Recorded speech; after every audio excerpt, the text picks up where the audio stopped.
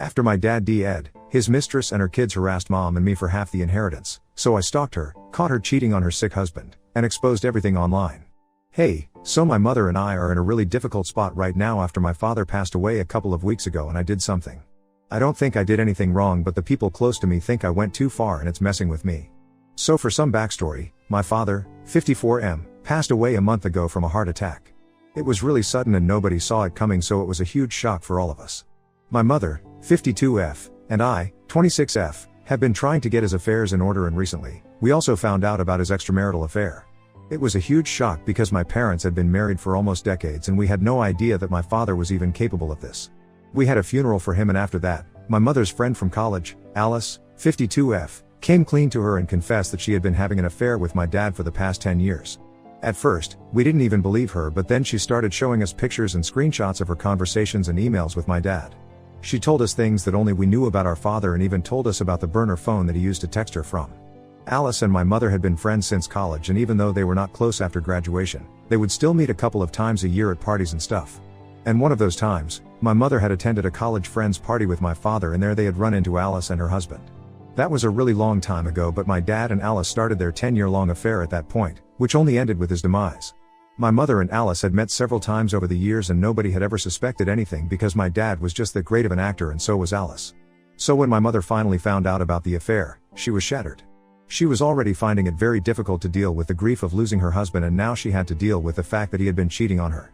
The worst part was that my father had pretended to love my mother until his very last breath, and my mother had been convinced that she was the only woman in his life because she had no reason to suspect otherwise. As if this was not bad enough, Alice and her kids started harassing my mother to include her and her kids in the will informally because she felt like she deserved something out of my father's death because she had loved him. She has 2 sons, both around my age, kind of younger actually. And all of them have been calling and texting my mother relentlessly trying to get her to include them in the will.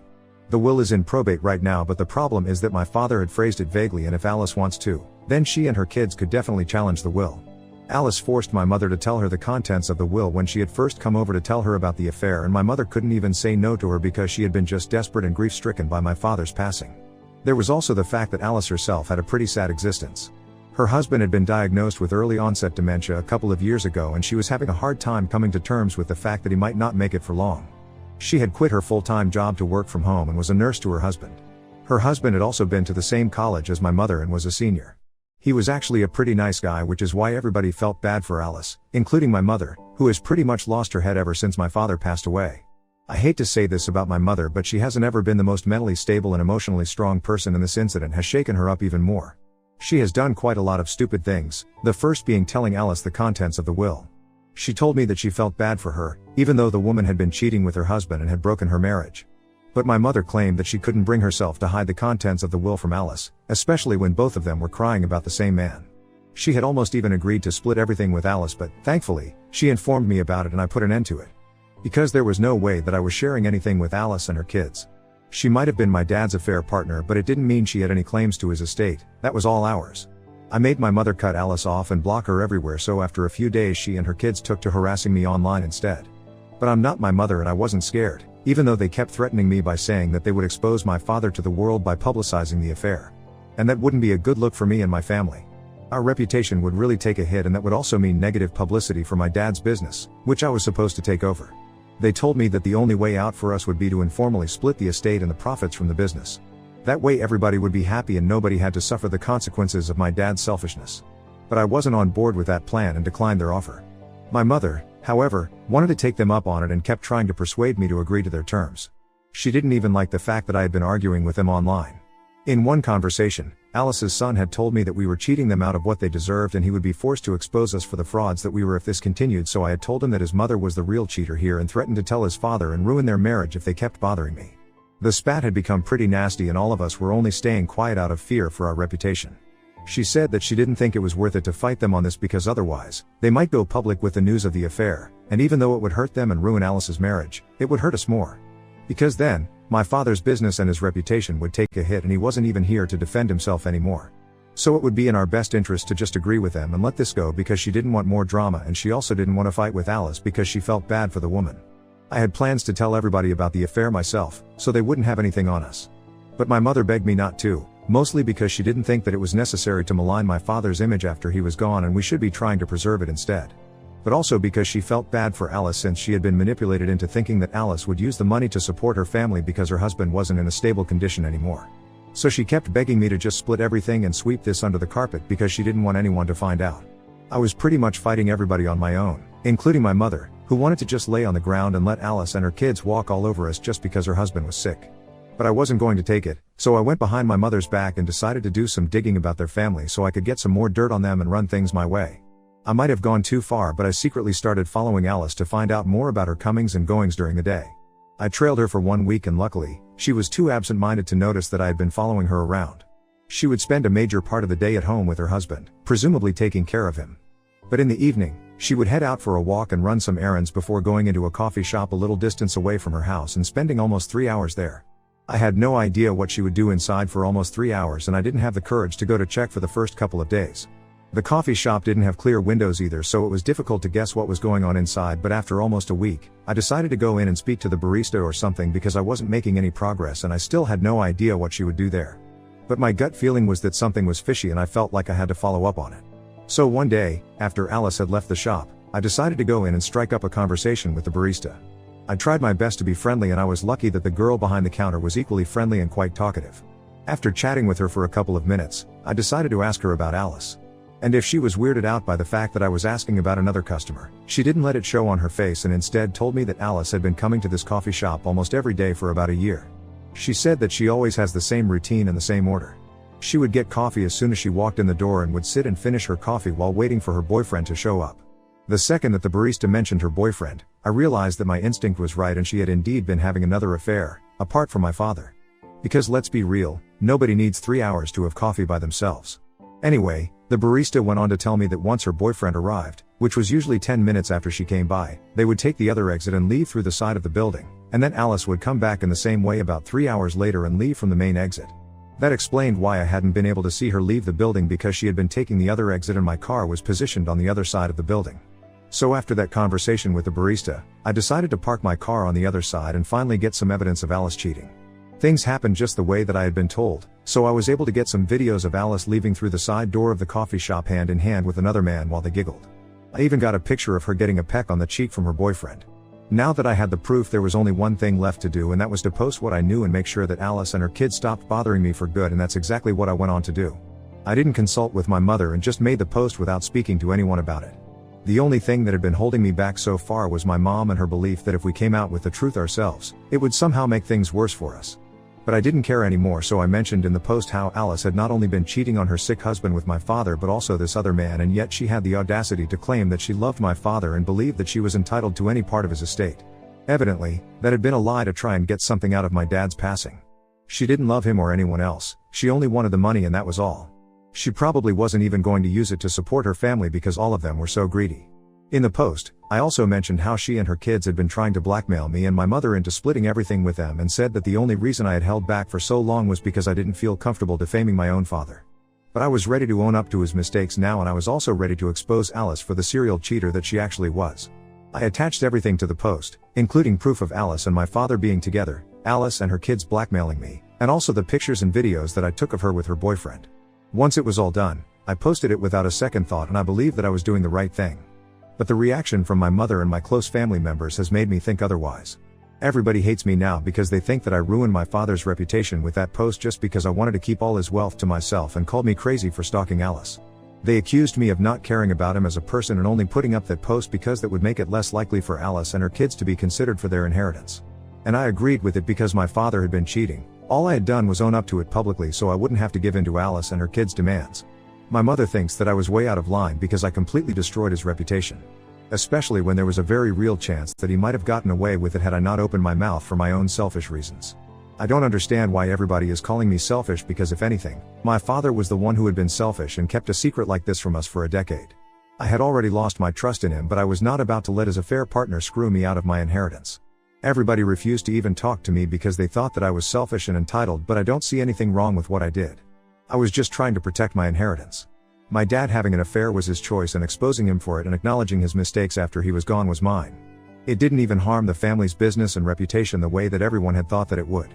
Some people did say that this was messed up, but that was about it. Everything is still going just as smoothly as it was before, and I think people are really overreacting and making a big deal out of this. If anything, I think my mother should be thankful that I spared her from sharing her wealth with the other woman. That would have been pretty insulting if it actually ended up happening. But now Alice has deleted all her social media and her sons are also not bothering me anymore. I think I really saved everybody out here, but instead of being thanked, everybody is making me out to be the villain, and it's making me question my decision. I still feel like exposing my father's reality to the world was a very small price to pay so that we could get to keep the inheritance without Alice and her kids constantly holding it over our heads. And also, I think we should not forget that they were planning to do this all informally, so they might have tried to extort more money out of us in the future as well if we let them get away with it this time. And it was for the best if we just came clean to everyone ourselves. There was no reason for us to keep hiding it, because it wasn't as though my mother or I had made the choice of cheating. It had been my father, and now that he was gone, there was no point in trying to protect him or his reputation from something that he would never have to deal with the consequences of anyway. But my mother and I were still here, and I just felt it was unfair that we would have to pay the price for his cheating and sacrifice our inheritance to keep Alice's mouth shut. That's not even our fault, and it's crazy to expect us to continue trying to cover up for a man who had no respect for us. If he had any respect for my mother or his family, then he never would have cheated, and I can't imagine why everyone is continuing to defend him. Not being alive doesn't suddenly make him a saint, and I think it's time that people started accepting that instead of trying to make me the bad guy. But my mom still doesn't believe it and is refusing to speak to me. It's been really lonely and difficult, and I have no idea what to do next. Ida for exposing my father and his affair partner because she was trying to extort money from me? Update 1. It's with a heavy heart that I'm writing this update to tell you guys that I have decided to cut my mother out of my life. I don't think that we can reconcile after this, because I tried to speak to her a couple of days ago and she said the most horrific things to me. I don't think I can ever recover from that, and I don't wish to speak to her ever again. It's been 2 weeks since she stopped speaking to me first, but I still kept trying to talk to her and make her see my side of things. Unfortunately, she just wasn't interested. She was convinced that I had ruined my father's legacy and reputation and wanted nothing to do with me. It was incredibly frustrating for me as well, because I kept trying to explain to her that I hadn't done anything to defame my father. He did it quite well himself. And it was worth doing it, because otherwise, Alice and her kids would just keep holding the affair over our heads and force us to do whatever she wanted us to do. I tried to explain to her that my father was the real culprit here, as well as Alice and her kids, and I was just trying to look out for me and her. The last time that I called my mother to talk to her yet again, she told me that she didn't want to speak to me anymore and that she was sick and tired of my excuses.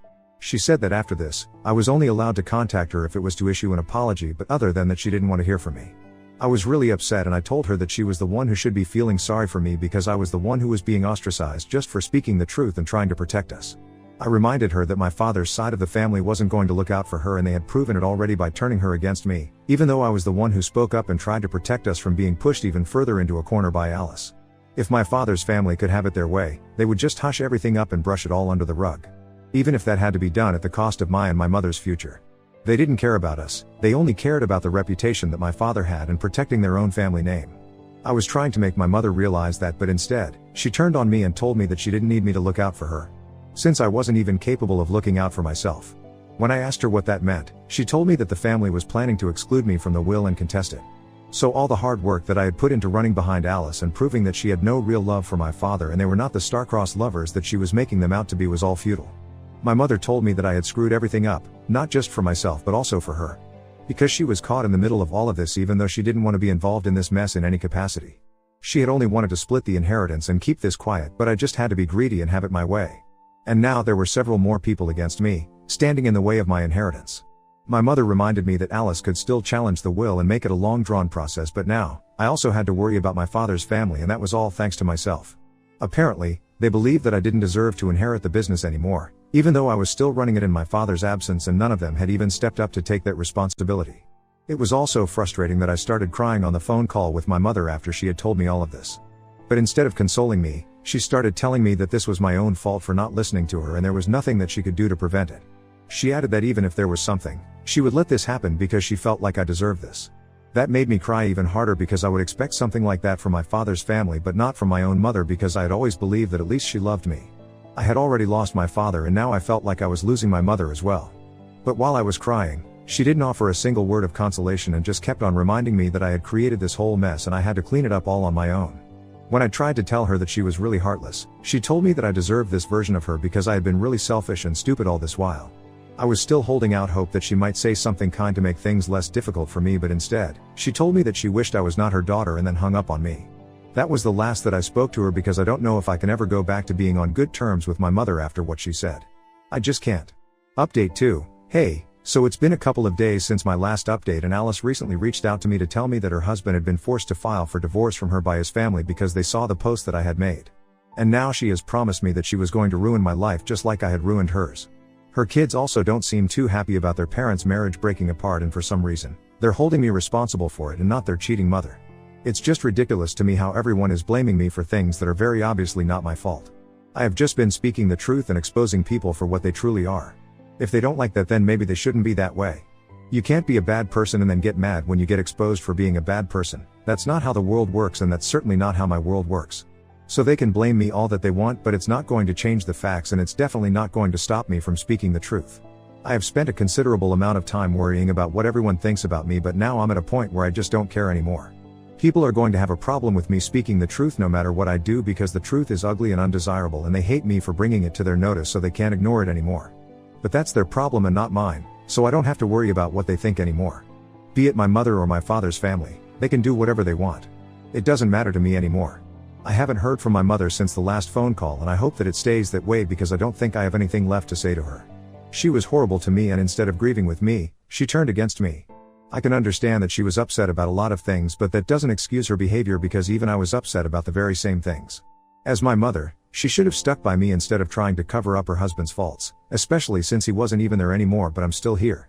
It's disgraceful and sad how she thinks that his passing away absolves him of everything that he did wrong. I love my dad and I'm always going to miss him, but I can't forgive him for what he did. Maybe my mother can, but she has no right to tell me if I should or not. So now I'm ready to fight against whoever comes in my way, and I have accepted the fact that I'm on my own now. It's always been that way, so whatever. Update 3. Well, it's official. Both my father's side of the family and Alice are now contesting the will, but I'm not worried. I know what I am and what I deserve. My dad's lawyer is also fighting for me, and he has known me ever since I was a child, so if he thinks that I'm doing the right thing, then I probably am, and I have no reason to be worried. He told me that they don't have much of a case anyway, because all I did was expose my cheating father, and that was only because Alice was blackmailing me and my mother for half of the inheritance. So I had to step up and do something, but other than that, they have nothing against me, and the best that they can do is probably just drag the process out by challenging it. But my dad's lawyer has told me that he is going to try his best and pull out all the stops in his defense. I can tell that he is really serious about this, and it makes me happy that at least somebody is on my side here, because I really needed that reassurance. My mother is still not talking to me, but from what I hear, she has stopped speaking to my dad's family as well and wants nothing to do with them either.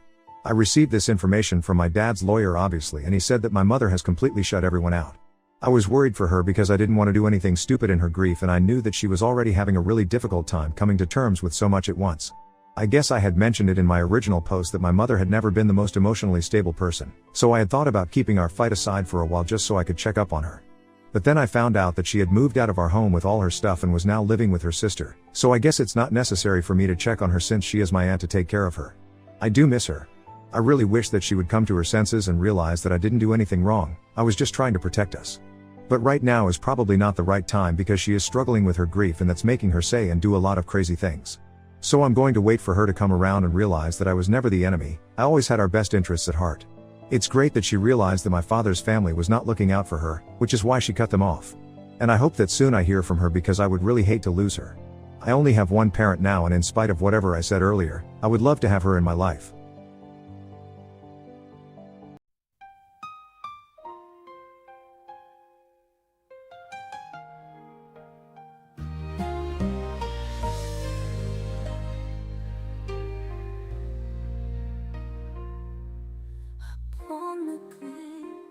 Where the wild winds blow, where the white seagulls gracefully flow, in the endless dance of the ocean's call, they soar above, majestic and tall. White seagulls flying high through the endless azure sky, their wings of freedom spread wide in the beauty of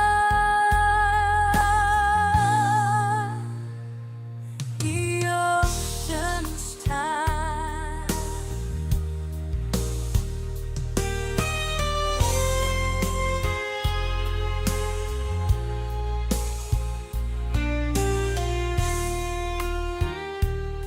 with grudge and war across the sea.